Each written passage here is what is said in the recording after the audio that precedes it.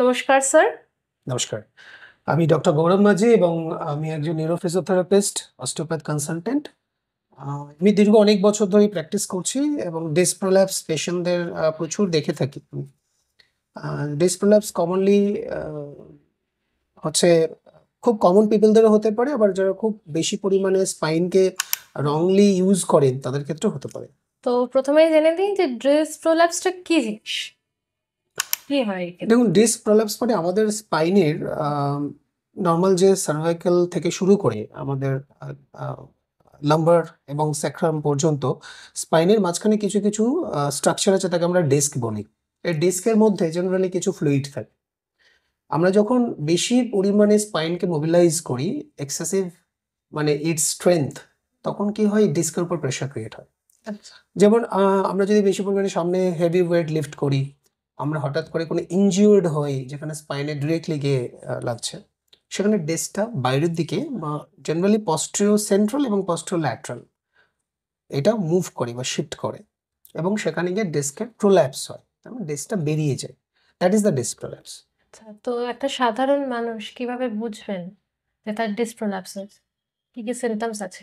Symptoms disk প্রোল্যাপসের normally যেগুলো হয়, হাতটা একটু হাত পা মানে জেনারেলি পায়ের ক্ষেত্রে এইগুলো আসে। সো সার্ভাইকাল যদি ডিস্ক প্রোল্যাপস হয়, সেখানে হাতের ক্ষেত্রে আমরা ঝিনঝিন করা, হাতে একটা অবশ ফিল হওয়া, পায়ের ক্ষেত্রেও তাই। অবশ ফিল হওয়ার সাথে সাথে স্ট্রেংথ কমে যাবে, হাতের গ্রিপ কমে যাবে, পায়ের ক্ষেত্রে চলতে গেলে হাঁটতে গেলে স্ট্রেংথ পাবে না, ব্যালেন্সের অসুবিধা হতে পারে, একটা বার্নিং সেন্সেশনও আসতে পারে, পেইনও খুব বেশি পরিমাণে হয়। That is the commonly symptoms. তো কেউ যদি এই সিমটমস লক্ষ্য করে তার কি করণীয় উচিত? নর্মালি এই সিমটমসগুলো আসার সাথে সাথে আপনাদের একজন কনসালটেন্ট, যে নর্মালি যে স্পাইন কনসালটেন্ট যারা হয়, স্পাইন সার্জনকে, স্পাইন ফিজিওথেরাপিস্টকে, তাদেরকে কনসাল্ট করতে পারেন এবং সেখান থেকে অ্যাসেসমেন্ট করতে পারেন। নর্মালি এক্স-রে করলে বা এমআরআই করলে সেখানে আমরা বুঝতে পারি যে স্পাইনের কোন সেকশনে অ্যাকচুয়ালি ডিস্কটা প্রোল্যাপস হয়েছে, মানে L4, L5, L5, S1 আর সার্ভাইকালের ক্ষেত্রে ডিফারেন্ট সেকশন আছে। সো সেই অ্যাসেসমেন্টটা করে নিলে এবং সেখানে কিছু ফিজিক্যাল টেস্টও আছে, সেগুলো করলে আমরা বুঝতে পারি। আচ্ছা, এটা ছাড়া মানে বাড়িতে কোনো পদ্ধতি আছে যে কিওর করা যাবে বা একটু হলেও ইনিশিয়াল স্টেজে যদি তারা বেটার করতে পারেন কন্ডিশনটা? ওকে, মানে হোম রেমেডিজ এর হ্যাঁ, কথা। তো হোম রেমেডিজ এর মধ্যে নর্মালি কিছু পশ্চারাল গাইডেন্স আছে। নর্মালি পেশেন্টরা যেটা করতে পারে যে খুব বেশি পরিমাণে ওয়েট লিফট না করা, যখন আপনি বুঝতে পারছেন এই ধরনের সিমটমস আসছে, so you must assure that সেখানে কোনো প্রবলেম হচ্ছে, হয় নেকে না হলে আপনার কোমরে। হুম। সো আপনি কি করবেন, বেশি হেভি ওয়েট লিফট করবেন না, সামনের দিকে ফরওয়ার্ড বেশি বেন্ড হবেন না, ফ্রিকুয়েন্টলি করবেন না, একটু উপর হয়ে শুয়ে থাকার হ্যাবিট করতে হবে যেখানে স্পাইনটা কারেকশনে যাবে এবং কোমরে বেল্ট ইউজ করতে পারেন, একটু রেগুলার এক্সারসাইজ করতে পারেন, স্পাইনাল এক্সারসাইজ যেগুলো কোমরকে স্ট্রেংথ প্রোভাইড করবেন এবং তার সাথে সাথে অবভিয়াসলি একটা কনসাল্ট করে নেওয়া দরকার কনফার্মেশনের জন্য যে আপনার কোথায় সমস্যা আছে। আচ্ছা, আমি এটা জানতে চাইবো যে এই যে কন্ডিশনটা, এটা কি কোনো এজ গ্রুপ বা কোনো পার্টিকুলার পপুলেশনকে টার্গেট করে হতে পারে, যে কারোর এরকম কন্ডিশন থাকলে এটা হওয়ার চান্স বেশি, প্রোন টু দিস ডিজিজ বা কিছু? নর্মালি এজেড পেশেন্টদেরই বেশি হয় এবং যারা বেশি হেভি ওয়ার্ক করেন তাদের ক্ষেত্রেও হতে পারে। সেটা কম বয়সীদের হতে পারে যদি আপনি বেশি হেভি ওয়েট লিফট করেন। আর বেশি এজেড পেশেন্টদের হয় বিকজ পয়েন্টটা যেহেতু দুর্বল হয়ে যায় সে কারণে। আচ্ছা, তো শেষ প্রশ্ন যেটা আপনাকে করব যে এটা যাতে না হয়, প্রিভেন্ট করার জন্য কি কি করণ? প্রিভেনশনের মধ্যে আমরা দেখতে পারি যে আমরা যদি ফিজিওথেরাপিস্টকে কনসাল্ট করেন কোনো পেশেন্ট, সো ওখানে উনি কিছু এক্সারসাইজেস দেন আপনাকে।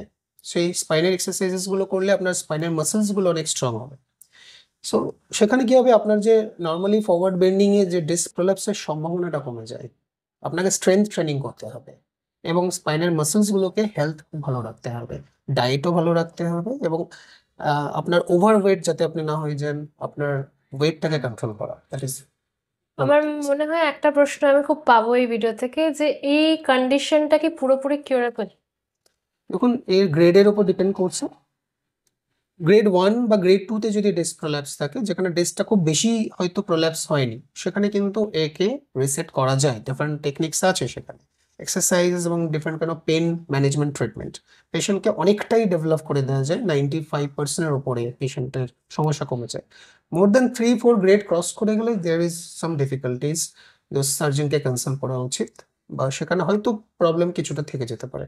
মানে এন্টায়ার লাইফ থাকতে পারে বলছে। পারে, বাট নর্মালি খুব বেশি পরিমাণে তাকে কষ্ট দেবে না। কখনো কখনো ওভারওয়ার্ক করলে, স্ট্রেসড হলে হয়তো হতে পারে। মানে একটা ব্যালেন্স লাইফ মেনটেন করলে। ব্যালেন্স লাইফ মেনটেন করলে মেবি হয়তো সেখানে কম থাকবে সমস্যা।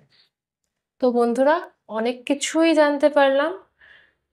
তো সাবধানে থাকুন, এরকম কোনো সিমটম থাকলে অবশ্যই ডক্টরকে কনসাল্ট করুন। আপনারা যদি চান ডক্টর গৌরব মাঝির সাথে কনসাল্ট করতে, স্ক্রিনে দেওয়া নম্বরটি দিয়ে কন্ট্যাক্ট করুন। ধন্যবাদ স্যার আমাদের টাইম দেওয়ার জন্য।